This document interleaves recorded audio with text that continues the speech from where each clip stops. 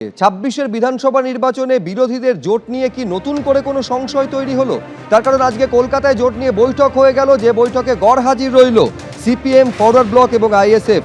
বৈঠকে হাজির ছিল হুমায়ুন কবিরের জেইউপি, মিম সহ একাধিক দল।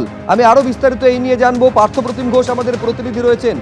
সিপিএমকে বারবার বার্তা দেওয়া হয়েছে একেবারে হুমায়ুন কবিরের তরফে। তোমার সঙ্গে কথা বলেও একথা হুমায়ুন কবির বারে বারে বলেছেন। পার্থ, আজকের জোট বৈঠকে কি হলো, কি সিদ্ধান্ত নেওয়া হলো, এবং বামেদের কোনো প্রতিনিধি আজকের বৈঠকে থাকলেন না, সেটা নিয়েই বা কি হলো?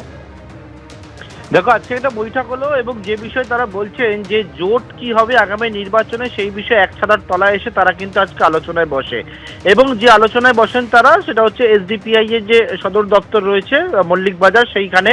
এবং সেখানে একদিকে যেমন এমআইএম অর্থাৎ মিম এর রাজ্য সভাপতি তিনি ছিলেন ইমরান সোলাঙ্কি, পাশাপাশি হুমায়ুন কবিরের দল জেইউপি সেখানে ছিল, এছাড়া এসডিপিআই ছিলেন। এরকম একাধিক প্রায় 10 থেকে 12টি দল তারা এক ছাতার তলায় এসে আজকে বৈঠক করলেন। এবং সেই বৈঠকের পর একেবারে মিমের যিনি নেতৃত্বে ছিলেন ইমরান সোলাঙ্কি, তিনি যে বিষয়টা বললেন যে আজকের বৈঠকে সিপিএম, ফরওয়ার্ড ব্লক, আইএসএফকেও ডাকা হয়েছিল কিন্তু তারা আসেনি।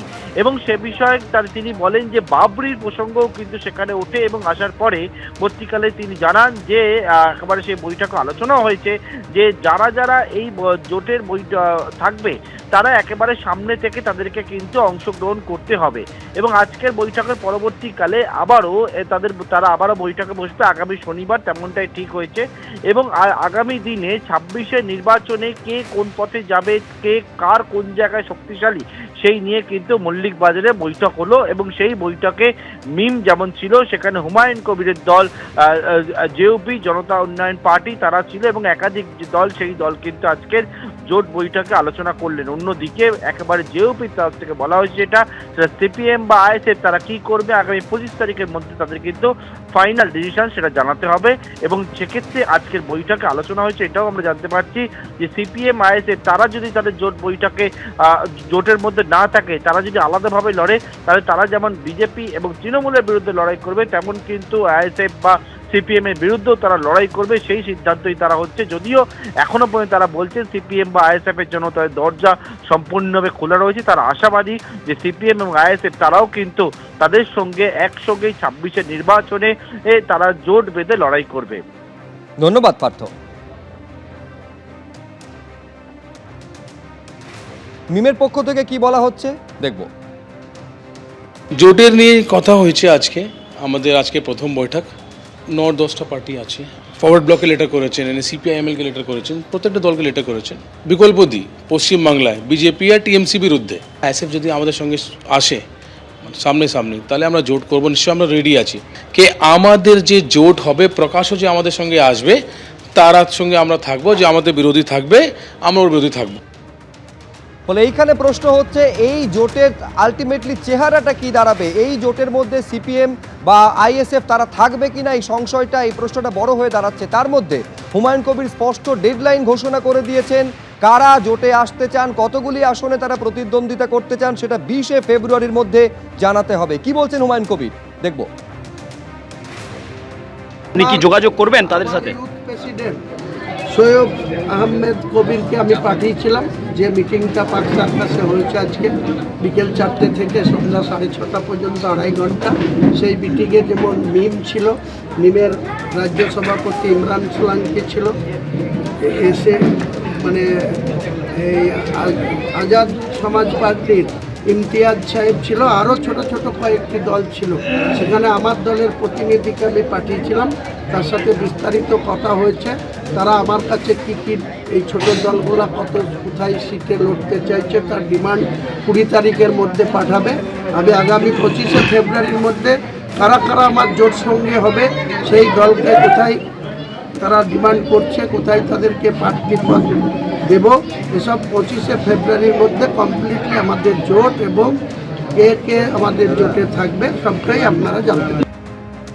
আজকে জোট নিয়ে যে বৈঠক হয়ে গেল সেই বৈঠকে গড় হাজির রইল সিপিএম আইএসএফ থেকে শুরু করে ফরওয়ার্ড ব্লক। মিমের রাজ্য সভাপতি তিনি বলছেন সিপিএম আইএসএফকে আমন্ত্রণ জানানো হয়েছিল, তারা আসেননি। কেন আসেননি বলতে পারবো না, তারা যদি জোটে না থাকেন, তারা যদি আলাদাভাবে লড়াই করেন, আমরাও তার বিরুদ্ধে প্রতিদ্বন্দ্বিতা করব।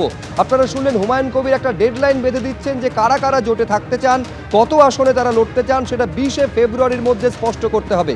সিপিএম এর তরফে কি বলা হচ্ছে, সুজন চক্রবর্তী কি বলছেন একবার দেখব।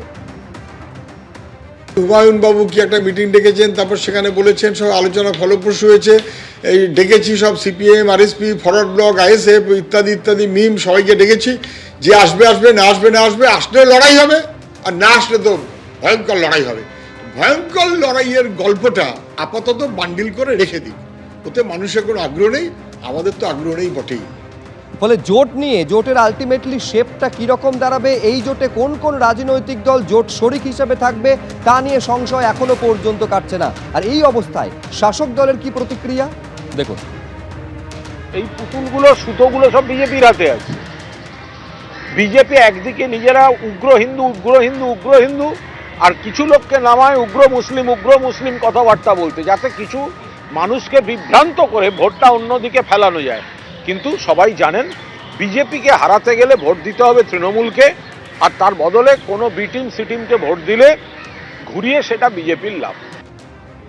আবার আপনাদের বলবো, জোট নিয়ে আজকে বৈঠক হয়ে গেল কলকাতায়, কিন্তু সেই বৈঠকে গড় হাজির রইল সিপিএম ফরওয়ার্ড ব্লক এবং আইএসএফ। কলকাতায় জোট বৈঠকে হুমায়ুন কবিরের দল, জনতা উন্নয়ন পার্টি, মিম সহ একাধিক দল। সিপিএম ফরওয়ার্ড ব্লক আইএসএফকে ডাকা হলেও আসেনি। আইএসএফ এর উচিত ছিল আসা, কিন্তু কেন নেই তা বলতে পারবো না।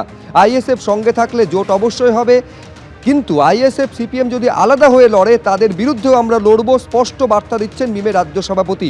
অন্যদিকে জনতা উন্নয়ন পার্টির প্রধান হুমায়ুন কবির তিনি বলছেন ডেডলাইন বেঁধে দেওয়া হয়েছে 20শে ফেব্রুয়ারি, তার মধ্যে কারা কারা জোটসঙ্গী হবে, কত আসন চায় জানাতে হবে, আসন সমঝোতা চূড়ান্ত করে 25 তারিখের মধ্যে ঘোষণা করে দেওয়া হবে।